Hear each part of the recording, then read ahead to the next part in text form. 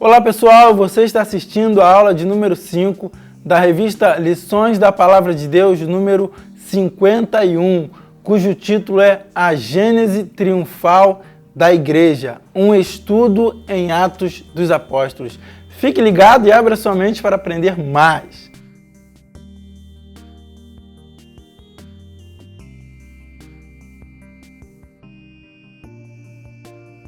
Vamos começar a aula. A lição de número 5 tem como título Um chamado à santidade.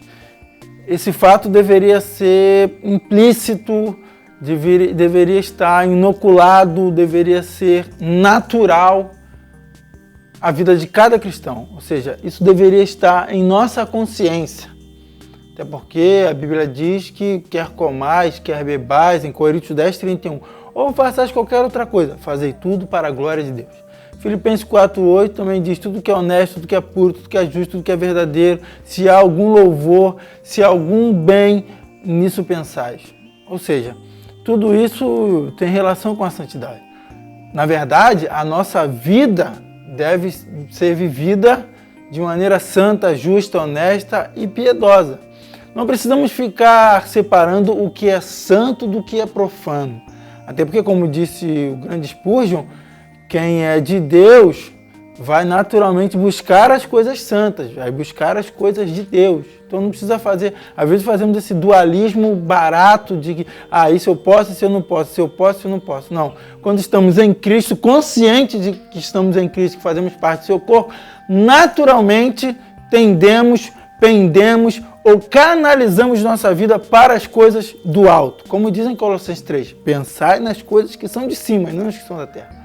Bom, este tema, chamado santidade, vamos explorar a partir dele o capítulo 5 de Atos dos Apóstolos, onde temos um fato ali não muito comum na igreja até aquela época. Aquilo ali foi uma surpresa.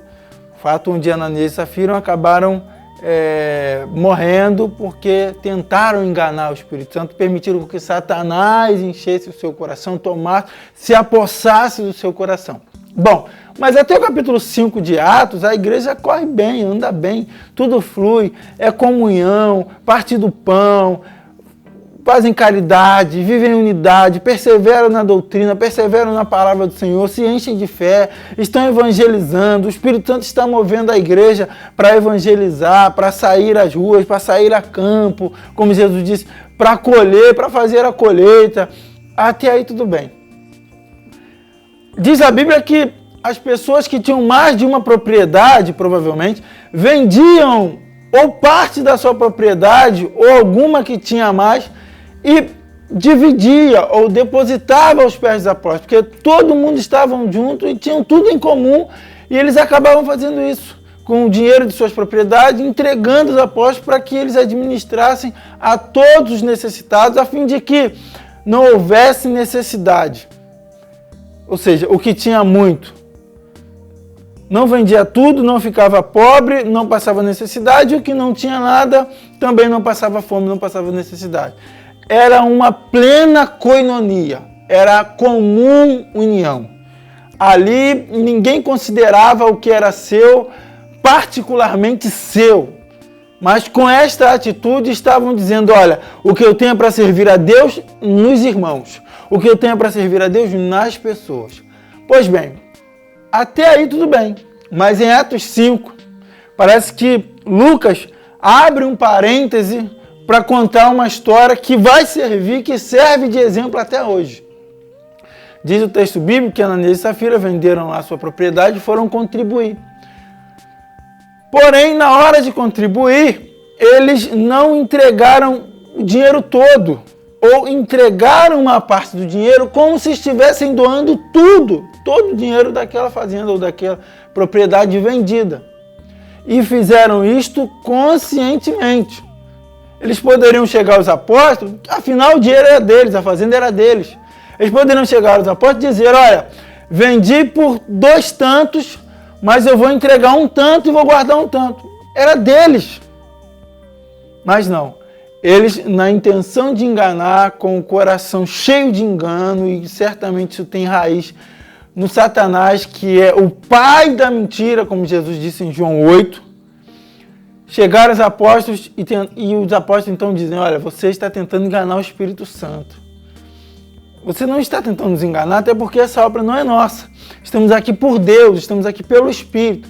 Se você faz alguma coisa aqui, é pela igreja, é pelo corpo de Cristo, é pela noiva do Cordeiro. Então não tente nos enganar, porque a tentativa de nos enganar é indiretamente uma tentativa de enganar a Deus.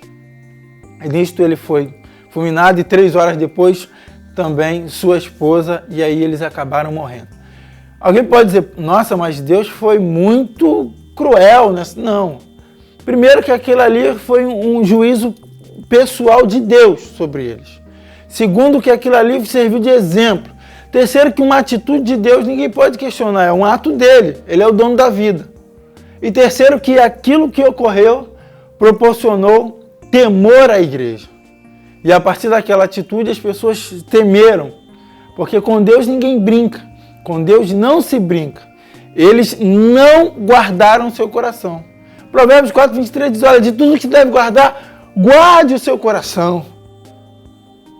Salomão está dizendo: cuide do seu coração, tome conta dele, vigie, cuidado com o que entra nele, tome conta, vele por ele e zele também por ele.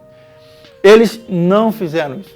Jesus, em Mateus 15:19, disse que os pecados do homem vêm de dentro e eles estão no coração e só precisa que deixemos ele se manifestar, sem vigilância, sem o guardar. Então Jesus disse: olha, toda sorte de pecado, adultério, prostituição, engano, roubo, mentira, vem do coração do homem, vem do interior do homem. Por isso que ele precisa ser guardado, cuidado. Precisamos colocar guardas conscientes em nosso coração. Portanto, a atitude deles foi uma atitude, infelizmente, que tem raiz no pai da mentira. E certamente Deus não toleraria isso, e para servir de exemplo, e para que causasse mais temor na igreja, e para a igreja ficasse mais alerta, mais vigilante, mais zelosa, mais sincera, honesta e séria, Deus permitiu com que eles deixassem essa existência. Alguma coisa ocorreu, não sabemos o que, mas de fato eles foram fulminados e acabaram morrendo para servir de exemplo. E a igreja não foi chamada a isso, para enganar, para mentir. Temos um chamado à santidade. O que provoca esse chamado?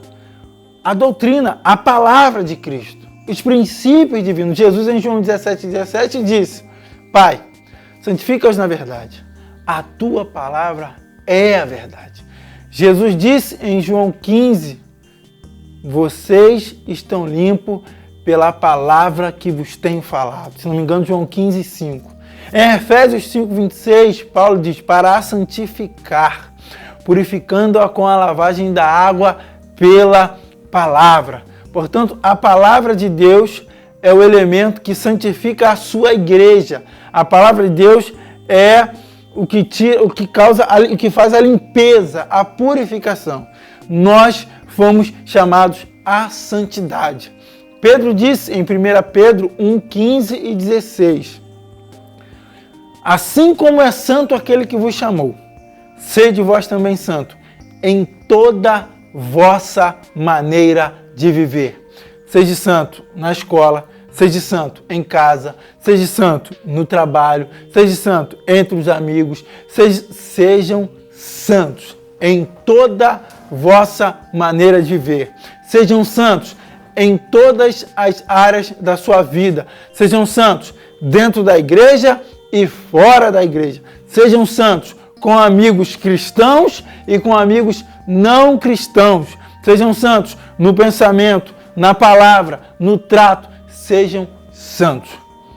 Fomos chamados à santidade. Santidade significa ser consagrado, ser separado. Então a palavra santidade tem a ideia de separação ou de consagração. Santo não é aquele que atravessa a parede, que se imaterializa, não. Santo é aquele que vive conforme os princípios bíblicos. Ser santo é encarnar o estilo de vida de Jesus em todas as áreas, em todos os ambientes, em todos os aspectos da nossa vida. Assim, conseguiremos ser imitadores de Jesus, porque fomos chamados à santidade. Temos exemplos não muito bons, como o de Acã, em Josué 7:1. A palavra hebraica ali corresponde à palavra grega, lá de Atos 5, no caso, quando Acã tomou aqueles pertences amaldiçoados. Então, essa palavra, em alguns casos, tem o sentido de defraudar, né?